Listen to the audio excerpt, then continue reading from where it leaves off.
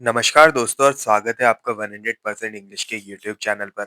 दोस्तों I hope your semester preparations are going well. आज के इस डिटेल्ड लेक्चर में हम कवर करेंगे एक बहुत ही सिग्निफिकेंट टेक्स्ट जो कि दिल्ली यूनिवर्सिटी के फोर्थ ईयर स्टूडेंट्स के लिए under the paper India and the world extremely important है। आज हम डिस्कस करने जा रहे हैं सर एडविन आर्नोल्ड की epic poem the light of Asia. ये वीडियो सिर्फ एक समरी वीडियो नहीं है, this is a comprehensive guide derived strictly from the text. हम ऑथर के कंटेक्स्ट से लेकर हर एक बुक 1 to 8 की डिटेल्ड समरी और सबसे इंपॉर्टेंट क्रिटिकल एनालिसिस को डिस्कस करेंगे, जैसे कि हम हर वीडियो में करते हैं। सबसे पहले let's understand the context. Who was sir Edwin Arnold? Sir Edwin Arnold एक ब्रिटिश पोएट, जर्नलिस्ट और इंडोलॉजिस्ट थे। इंटरेस्टिंग बात यह है कि एट द एज ऑफ 24 वो इंडिया आए और डेक्कन कॉलेज पुणे के प्रिंसिपल बने। वहां रहकर ही was overwhelmed with Indian culture. उन्होंने संस्कृत और पाली लैंग्वेज की स्टडी की। लेटर ऑन वो लंदन रिटर्न हुए और डेली टेलीग्राफ के लीडर राइटर बने। अब सवाल ये है, why this book was written? Arnold का मिशन क्या था? स्टूडेंट्स ये पॉइंट नोट कीजिए। To bridge the east and west, Arnold चाहते थे कि ईस्ट और वेस्ट के बीच बेटर म्यूचुअल नॉलेज हो।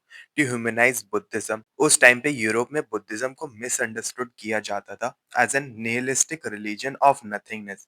आर्नोल्ड ने डिसाइड किया कि वो बुद्धा को एक ब्लैंक एब्स्ट्रैक्शन की तरह नहीं, बल्कि एक नोबल हीरो एंड रिफॉर्मर की तरह प्रेजेंट करेंगे। नैरेटिव डिवाइस, ये पॉइंट टेक्निकल है। प्रीफेस में आर्नोल्ड एक्सप्लिसिटली स्टेट करते हैं कि ये पोयम एक इमेजिनरी बुद्धिस्ट वोटरी, एक इमेजिनरी डिवोटी के पर्सपेक्टिव से लिखी गई है। इससे उन्हें ये फ्रीडम मिली कि वो मिरेकल्स और फिलॉसफी को रेवरेंस यानी रिस्पेक्ट के साथ ट्रीट कर सके, बिना वेस्टर्न स्केप्टिज्म के। सिलेबस सिग्निफिकेंस देखते हैं।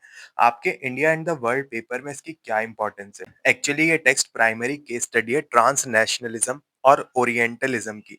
रिप्रेजेंटेशन क्या है इसमें? ये दिखाता है कि कैसे इंडिया को वेस्टर्न वर्ल्ड के लिए पैकेज किया गया। आर्नोल्ड ने Victorian poetic forms, specifically blank verse का यूज किया इंडियन फिलॉसफी को ट्रांसलेट करने के लिए, ताकि इंग्लिश रीडर्स उसे इजीली डाइजेस्ट कर सके। कल्चरल फ्लो, इस बुक ने अकेले दम पर वेस्ट में बुद्धिज्म के लिए इंटरेस्ट स्पार्क किया। Even western educated Indians like Gandhi and Nehru भी टेक्स्ट से इंस्पायर हुए। So this is a text that travelled from India to the world and then back to India.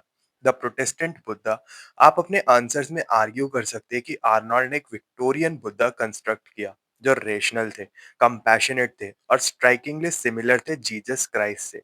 इससे वेस्टर्न ऑडियंस के लिए उन्हें एक्सेप्ट करना और भी ज्यादा इजी हो गया। अब हम चलते हैं टेक्स्ट की डीप समरी पर। ये पोयम 8 बुक्स में डिवाइडेड है। Let's start with the book 1।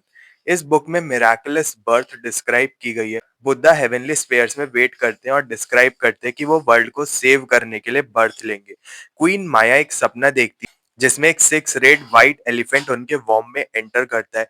Earth shake करती है और नेचर रिजॉइस करती है। इसके बाद द बर्थ होता है अंडर द पालसा ट्री। सिद्धार्थ का बर्थ पेनलेस होता है और उनकी बॉडी पर 32 marks of a blessed birth होते हैं। Even the 4 regents of the earth उनकी पालकी उठाते हैं। यहाँ एक इंपॉर्टेंट कैरेक्टर आते हैं, असीता, एक ग्रे हेयर्ड सेंट। वो बेबी को देखकर रोते हैं। क्यों? क्योंकि वो जानते हैं कि ये चाइल्ड बुद्धा बनेगा और वर्ल्ड को सेव करेगा। लेकिन असीता सब तक जिंदा नहीं रहेंगे उनके धर्म को सुनने के लिए। ही प्रिडिक्ट्स कि प्रिंस या तो वर्ल्ड को रूल करेगा या वर्ल्ड को सेव करेगा। एजुकेशन की बात करें तो 8 की एज में किंग विश्वामित्र को हायर किया गया बुद्धा को पढ़ाने के लिए। लेकिन सिद्धार्थ टीचर को शॉक कर देते हैं। He knew every script, human and non human, और वो ऐसे मैथमेटिकल प्रॉब्लम सॉल्व करते involving mountains of sand and stars of night जो टीचर को भी समझ नहीं आते। बुक 1 का की मोमेंट है द स्वान इंसिडेंट। ये कंपैशन का पहला साइन है। उनके कजन देवदत्ता एक स्वान को शूट करते हैं। सिद्धार्थ बर्ड को कंफर्ट करते हैं और आर्ग्यू करते हैं that life owns more the living thing than he can own who sought to slay. Court debate में वो जीत जाते हैं, establishing his nature as a cherisher savior rather than a slayer। Book the second में king शुद्धोधना को डर है कि prophecy से उनका बेटा रिनाउंस कर देगा वर्ल्ड को। इसलिए वो 3 पैलेसेस बनवाते हैं, समर विंटर रेनी, प्रिंस को लग्जरी में ट्रैप करने के लिए। वो डिसाइड करते हैं कि प्रिंस की शादी करवा देनी चाहिए to bind him to the earthly life. एक स्वयंवर यानी कि कॉन्टेस्ट होल्ड किया जाता है। प्रिंस अनमूव्ड रहते हैं अनटिल यशोधरा आती है। और myriads rain ago and past lives. लेकिन साक्य लॉ के अकॉर्डिंग सूटर को अपनी स्किल्स प्रूव करनी होगी। यहाँ मार्शल आर्ट्स टेस्ट होता है। सिद्धार्थ एंसेस्ट्रल बो ऑफ सिनानु को स्ट्रिंग करते हैं जो कोई नहीं कर पाया था, और एरो शूट करते हैं जो आयरन ड्रम्स के थ्रू पास होकर साइड से गायब हो जाता है। वो दो ट्री ट्रंक्स को इतनी सफाई से काटते हैं कि ट्रीज खड़े रहते हैं जब तक हवा उन्हें गिरा नहीं देती। वो ब्लैक स्टेलियन कंटका को टेम करते हैं टच और जेंटल वर्ड से। शादी के बाद किंग एक प्रिजन ऑफ प्लेजर बनाते हैं, एक pleasure house surrounded by high walls and a triple gate. Order दिया जाता है कि डेथ एज या सौरों का कोई भी मेंशन प्रिंस तक नहीं पहुंचना चाहिए। Book the third is crucial. Luxury के बावजूद Siddharth voices of the wind सुनते हैं जो वर्ल्ड उनके पेन के बारे में गाता है। He demands to see the city. राजा पूरी सिटी को डेकोरेट करवाते हैं ताकि कोई अगली साइट ना दिखे, but fate can not be change. First sign उनको दिखता है ओल्ड एज का। प्रिकॉशंस के बावजूद एक टुथलेस बेंड हैगर्ड ओल्ड मैन बाहर आ जाता है। सिद्धार्थ हॉरिफाइड हो जाते हैं ये जानकर ये एज सबके लिए वेट कर रही है, इवन उनकी बिलव्ड यशोधरा के लिए भी। इस बीच किंग को एक सपना आता है, the king's dream about seven fears, जैसे फ्लैग्स फॉलिंग, 10 एलिफेंट्स। एक हर्मिट इसे इंटरप्ट करता है as seven joys, meaning prince जल्दी ही रिनाउंस करेंगे। Second sign is of sickness. Second trip पर सिद्धार्थ एक आदमी को प्लेग फीवर से तड़पते हुए देखते हैं। चैरेटर उनका एक्सप्लेन करता है कि ये sickness sneaks up like a striped murderer. Third sign is death. वो एक डेथ के प्रोसेस को देखते हैं। प्रिंस रियलाइज करते हैं कि लाइफ एक विक यानी बत्ती की तरह है जो जलकर ऐश बन जाती है। He returns to home devastated, realising that the feel is rent. Book the fourth deal करती है ग्रेट रेनन्सिएशन से। सिद्धार्थ डिसाइड करते कि उन्हें सफरिंग का क्योर ढूंढना होगा। वो पैलेस में नॉच गर्ल्स को सोते हुए देखते हैं इन अ डिसरे। ये एक क्लासिक मोटिव है जो सेंसरी इंटेलिजेंस की अगलीनेस को सिग्निफाई करता है। यशोधरा को भी ड्रीम्स आते हैं, एक बुल ब्रेकिंग फ्री और एक बैनर गिरने का। सिद्धार्थ उन्हें कंफर्ट करते हैं पर अपना प्लान नहीं बताते। Finally the departure. वो अपनी स्लीपिंग वाइफ और चाइल्ड राहुल को साइलेंटली गुड बाय बोलते हैं ताकि वो जग ना जाए। वो चना और अपने हॉर्स कंटका को बुलाते हैं। Heavy place gates divine intervention से साइलेंटली खुल जाते हैं।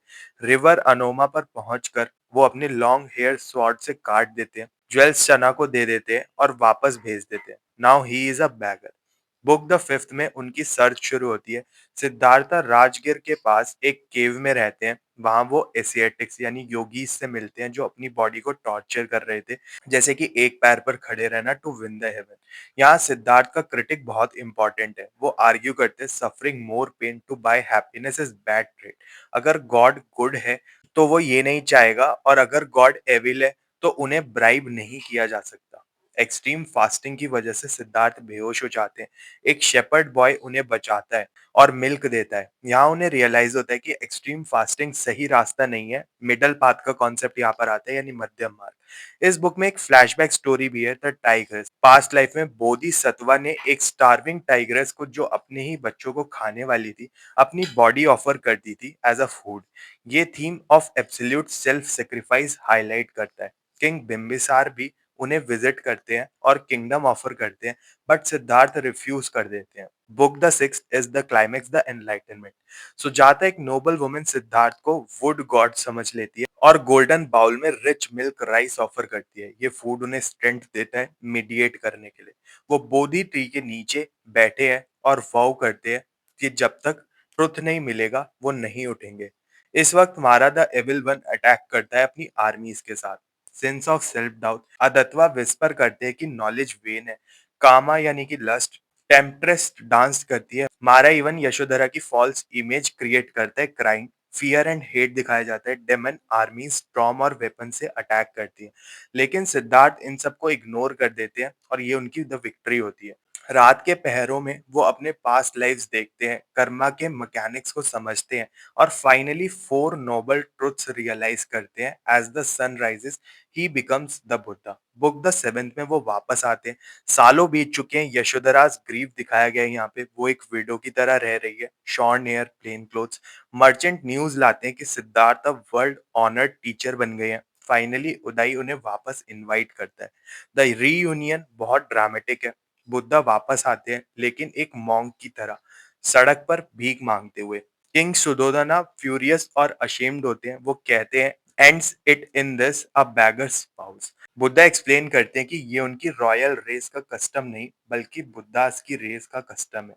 वो अपने फादर को धर्म का ट्रेजर ऑफर करते हैं। इवेंचुअली किंग और यशोधरा पीस का रास्ता एक्सेप्ट करते हैं। फाइनली बुक द एट्थ, ये बुक नरेटिव है, फिलोसफिकल कोर है पोयम का। ये एक सरमन है जो नागरा में दिया गया था। इसमें बुद्धा द साइलेंस के बारे में बात करते हैं कि बिगिनिंग अननोएबल डार्कनेस है और हमें उस पर दिमाग नहीं लगाना चाहिए। मेन कॉन्सेप्ट जो यहाँ एक्सप्लेन किए गए हैं वो है कर्मा का, द यूनिवर्सल लॉ। व्हाट ये सो ये रीप, ये जस्ट है और इनएस्केपेबल है। आर्नोल्ड इसे अर्थमेटिक ऑफ यूनिवर्स कहते हैं। The four noble truths, dukkha, life, agony है, बर्थ, एज और death, sorrow's cause, desire and false sense of self, sorrow ceasing, self love and lust of the life को conquer करना। और इसका way क्या है? The eightfold path. The eightfold path है right doctrine, purpose, discourse, behaviour, purity, thought, loneliness and rapture. The five rules are kill not, steal not, lie not, शन drugs, touch not thy neighbour's wife. Nirvana, Arnold इसे annihilation यानी खत्म होना नहीं बताते, वो इसे डिस्क्राइब करते हैं as the dew drop slipping into the shining sea, यानी एक अटर्नल के साथ यूनिटी।